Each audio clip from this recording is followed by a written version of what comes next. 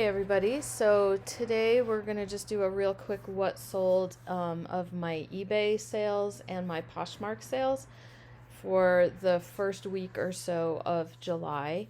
And no camera today, I'm just not feeling my best, and so I just decided to make sure I still could get the video out. And we're not focused on vintage today.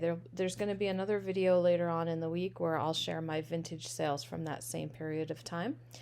But for now, today we're just going to talk about mostly like clothing and shoes and things like that that sold on eBay and Poshmark.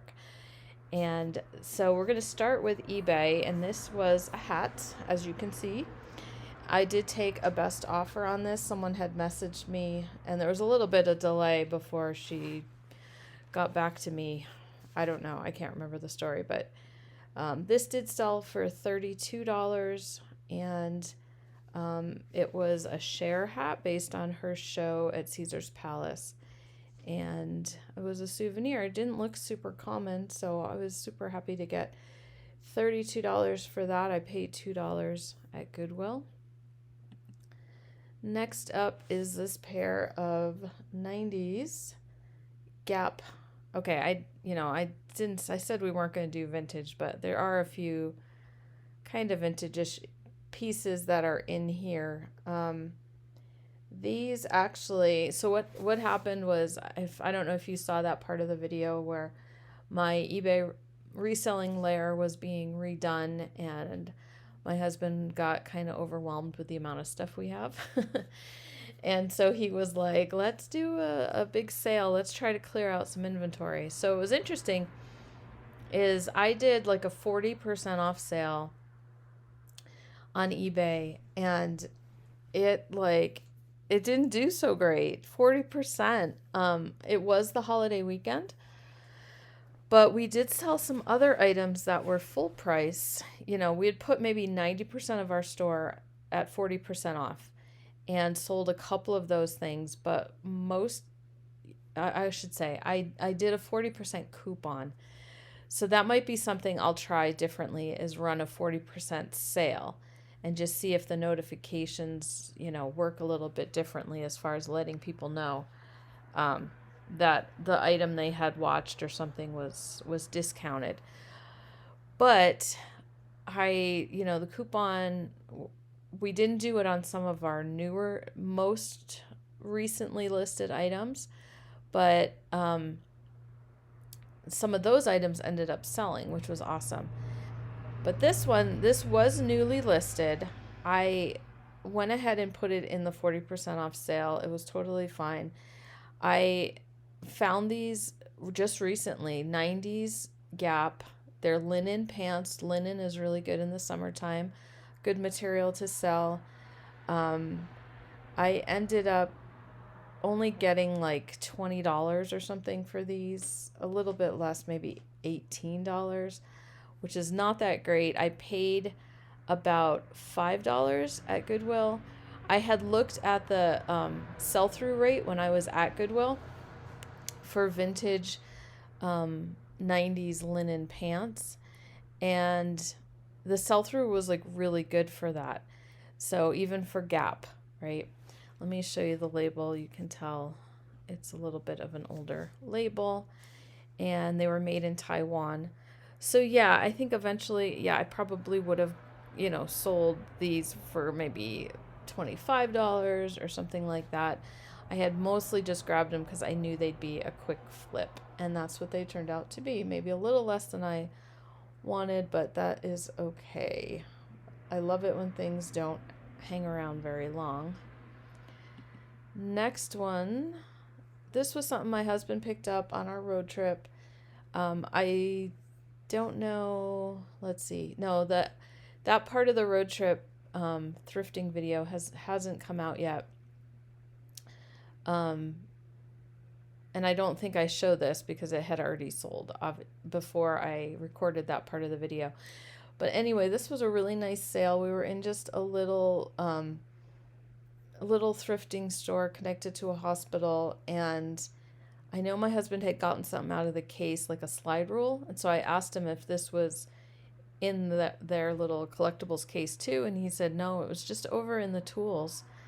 little tool section. He picked it up. It's a drafting ruler, and it sold for that $60 price. We didn't put the coupon on this one. So $60 for this ruler. He said he paid $1 at that little thrift store. Snap-on tools. I've sold some Snap-on tools, coffee mugs, and I found one again recently. I think I've mentioned, but this was a koozie type thing, where you just slide the bottle or can, it's an insulated drink holder. Koozie, my husband did this listing. Now that I'm looking, I don't know if koozie is something that is trademarked.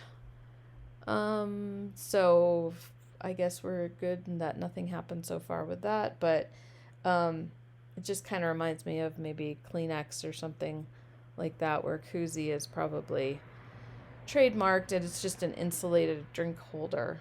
But this sold for $16.99. Again, it was a new listing. It sold fairly quickly, and so we didn't put the coupon on that one. And then this one, I believe, did have the coupon, but it had been listed since the fall. Orvis. It was a woman's fishing shirt, but it was new with tags. And let me double check. Yeah, it was the 40% coupon on this. So still not a bad deal. $40 minus $16 was the coupon. And it was new with tags, but we bought it on our road trip out in North Carolina. And they have flat pricing on their shirts and things at those Goodwills that I go to. I'm pretty sure it was a Goodwill. And so thinking it's like $4 or $5 for shirts out there. So still not too bad of a turnaround. Bowden can be a good brand to resell. I mostly have picked up dresses, and this one is a denim skirt, but I just thought the polka dots were super cute. I only paid a couple bucks for this. It was at one of my other thrift stores on one of their 50% off days. And this one, I don't know if it was an offer I sent. It was possibly that. Yeah, there was no discount or anything like that, but I think I might have had it at 25 and I sent out. Maybe not. Maybe that was a full price. Maybe I just did 20, because usually my offers are even numbers without the 99-cent type thing. So that might have just been what I listed, and that's what it sold for. You haven't seen one of these in a little while, but my husband started listing these again. I don't even know how many he has left.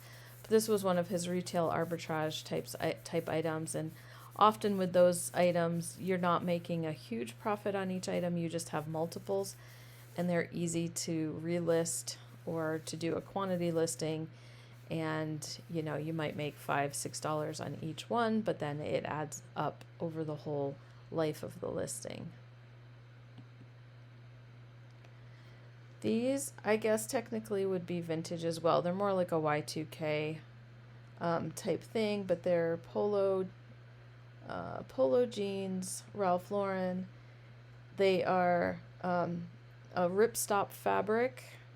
Ripstop is, if you can see the little grid type pattern, it makes the fabric more durable. You can see the little patch on the pocket. These were their kind of military surplus type line that they had for these. And I had a couple pairs of these listed. These were size 40, and they sold for $50. So we were super excited about that. And no coupon, no offers, just a straight $50. And then this was a fishing reel. My husband listed it for a friend, so I think he's going to split it with him, but same thing. Full $80. Asking price, no deals, no discounts or anything like that. And yeah, that was super easy. Nice profit on that one. And our friend had gotten it at a yard sale or someplace like that. So he'll get whatever, I don't know. My husband said he'll split it with him or something like that. So then this is a brand I've never seen before or since or whatever. It's just Jess and Jane. The reason I picked it up was because it was new with tags. And it was kind of that material, kind of like a Chico's Travelers, that slinky kind of stretchy travel material. And it was a size extra large, so I just went ahead. It was a couple bucks at the thrift store. I went ahead and grabbed it, and that one sold for the full asking price of $30. Which was interesting was those last 3 items that all sold at full price sold within like 10 minutes of each other. It was just so weird. It was like eBay like turned on, 3 people bought full price items, no offers, no anything, and then it like shut down again. It's just so funny. You just never know. Okay, last one for that was not vintage was this crazy amazing sale. I do talk about it in a haul video coming up, but I found this at the thrift store. Here's the tag. It's Orla Bar Brown. I have never heard of this before, but there was just something about the tag that just looked like it was expensive or trendy or something like that. So I looked it up. These are swim trunks, and I saw some asking and sold prices for Orla Bar Brown swim trunks, and I was like, oh my goodness. So I paid $6 for these, and they sold very, very quickly for $100. Okay, moving over to Posh, we had this pair of Olokai boots. Olokai oftentimes are sandals. You'll see sandals, and that's what we've sold before in the past, or little slip-on shoes, summery kind. But these were boots. But they were a men's 8, so a little bit smaller. They were a waxed canvas, and they sold for $60. We took an offer of $59 for that on Poshmark. Then because I was doing the sale on eBay and I wanted to keep moving things out, Poshmark had a closet clear out. They have it on Fridays and Sundays, I believe, and I rarely ever participate in it. It's just kind of a pain, and a lot of times I do it and I don't get a lot of sales. But I do find that if I do closet clear out, not super often, then I do get I do get a better number of sales. And so that's what happened. They did a closet clear out on Monday, probably because of the holiday weekend. So it was like an extra day for closet clear out. And so what closet clear out is, if you drop the price of your item on Poshmark by at least 10% of your historically lowest price, then that offer goes to watchers, or they get notified of the price drop, and then Poshmark will cover discounted shipping as well. So on normal days, when you're sending an offer to watchers, you have to include a shipping discount, and you have to cover it. It comes out of your profits. It's like $2 or so at least, or you could do a little bit more. So on closet clear out, Poshmark will cover that discount. So it's just you're dropping prices, and then you might not want to leave your prices there, so you kind of have to raise your prices when closet clear out is over. So it's just kind of a pain, but I decided to do it just to see if I could move some stuff. And I did. So I sold these Cinch Black Label denim jeans. They sold for $22. So Cinch is a Western brand. Let me see if I can find the label here for you. Well, Cinch is right there on there. Black Label, we just put that here. Oh, here we go. Right here on the inside of the fly is where they usually have the different tags. The green ones are like the basic level of Cinch jeans. I forget if there's another color, but I just had noticed these were black, so I just thought I would see if that made a difference in selling them. But anyway, they sold for $22, with whatever discount. Also, what was happening is I was sending out those discounts, and then people were still making me offers kind of on top of it as well, like countering. And if it was a good enough offer, I just went ahead and took that. Okay, next one, something my husband picked up from our little bins store. This Nike Dry Fit Manchester United polo jersey type shirt sold for $22. These cute little shoes, Saludos. I found 2 pairs of these. The other pair had, I don't know if you remember in my what sold, they had a pair of like winking eyes. And these had these faces. They were a collab with Garance Valley. I don't know how you pronounce it. As you can see, it's kind of hard to read, so I just had to do an image search on the shoes themselves and figure out who the artist was. But anyway, Saludos. That was my first time picking up Saludos. They're like these espadrille looking little type shoes, even when they're just plain. Sold for $40. Super happy with that. Then this, even though it's got a vintage look, there's no way to know how old this is. I'm sure it's just something somebody crocheted recently, but just this granny knit tank top, and didn't have a tag or anything like that. But you know, that granny knit look was popular in the last few years on clothing, so that ended up finally selling for $24. Now the next 3 items were in a bundle, so the prices aren't going to be accurate. So there was this just Polar Extreme, which is just kind of a no-name brand. We got this at the bins, probably just based on color, and it's fleece lined, so it's kind of a nice hat.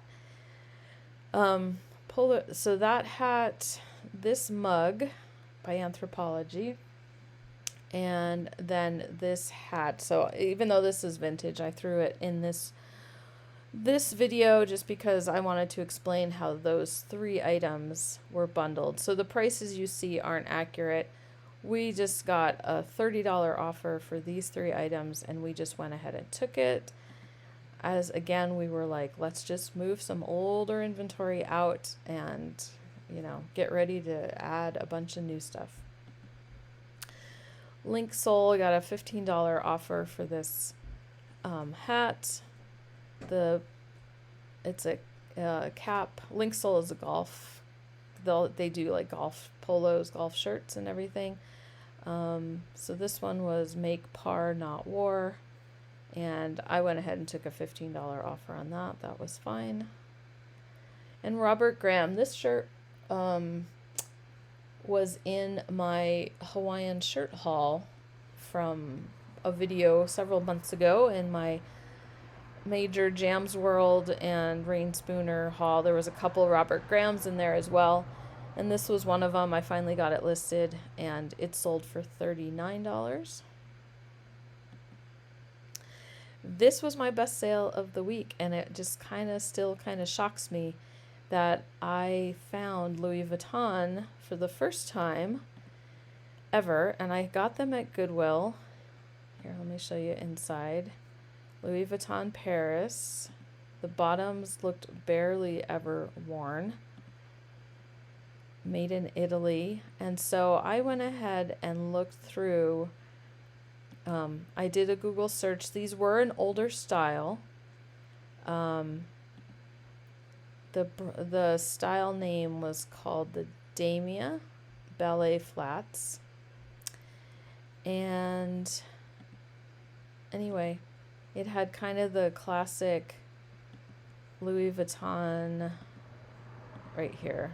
The little checkerboard, which is known as the Damier Eben. I don't know how to say these things out loud. I don't do luxury. Anyway, I found these at Goodwill. I'm thinking they probably did price them a little bit higher, but I'm just shocked they put them out on the floor. And they were, I think, $20 is what I paid for them. And I was like, oh, I just don't even know. But I compared these to, I compared them to, I found out the name of them and I compared them to, the ones that were listed and sold. And they just looked authentic to me.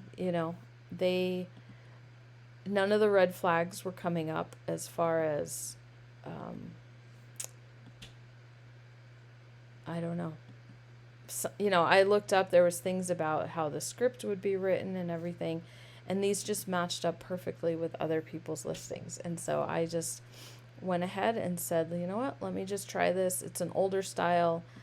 I don't know that people would be, I'm sure they fake everything, but I felt really confident that these were authentic. So they have been delivered to the buyer, and the buyer, I think they did, I don't know, they didn't accept them, but the 3 days went by, and so the money got deposited into my account. So, no big red flags so far with the sale, and so I am hoping it just kind of stays that way.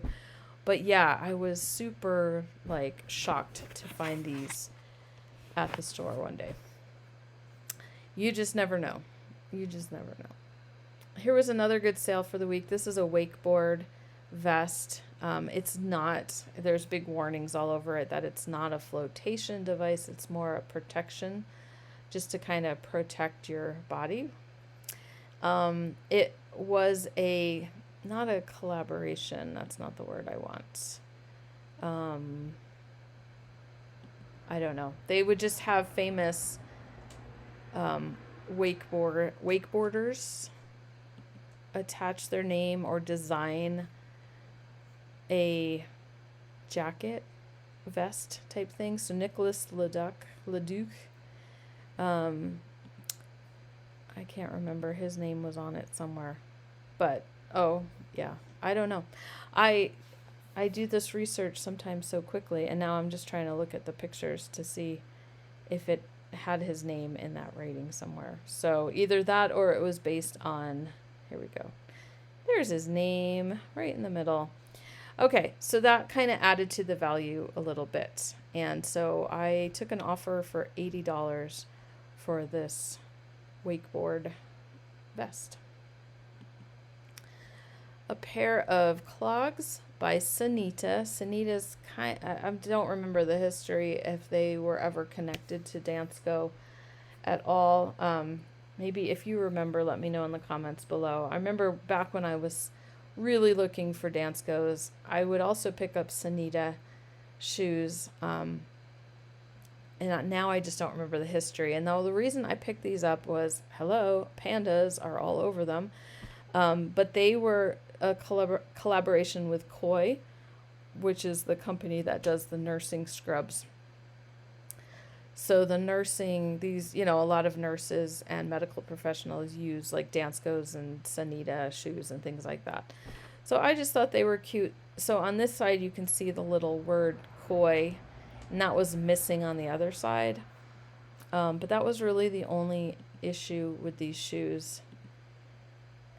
Yeah, you can see it's missing on this side right here, but I went ahead and took a $46 offer on those. The territory I had, I love this brand.